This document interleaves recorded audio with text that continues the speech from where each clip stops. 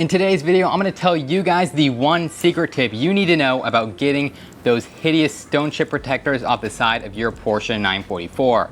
They all came from the factory like this, and unfortunately, 30 some years later, they just aren't looking quite as good as they once did, and they really don't serve a purpose where they're located. I don't get a lot of rock chips there, so I thought I would just go ahead and show you guys how to remove them and give the side of your classic Porsche a much cleaner look.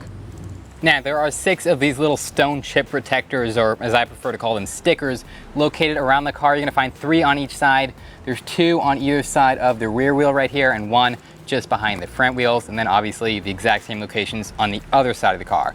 So I'm going to go through and remove every one of these and show you guys exactly how it's done. Unfortunately, I will admit I lied in the beginning of this video because there's no secret tip to getting these off except hard work and a little bit of patience. The tools I'm going to be using include this nice little red scraper I got for like $1 at Lowe's, in addition to some Goo Gone and a rag. I've also heard of some people using a heat gun or something like that, but I'm afraid of messing up the paint or just getting this all sticky and hard and even worse to get off. So I'm just going to stick with the Goo Gone and see how that goes and let you guys know if that's the right product to use.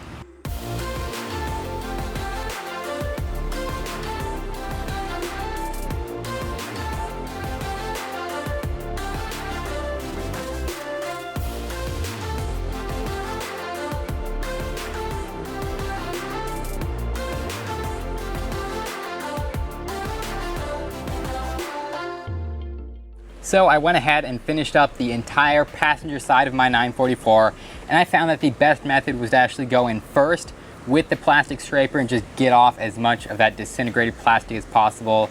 Most of it just fell right off the car when you put on enough pressure. And then after that, you've still got a ton of residue left over, so that was when I would come in with the rag and the Goo Gone, wipe it down as well as I could. And then for the little bit of black marks that were left over, I went in actually with a metal scraper and was just ultra careful to get up all the leftover residue and everything that was still on there. And that seemed to get the job done pretty well. Now, the downside to this is that it takes roughly an hour for each section. So this one side right here took me around 2 to 3 hours to do.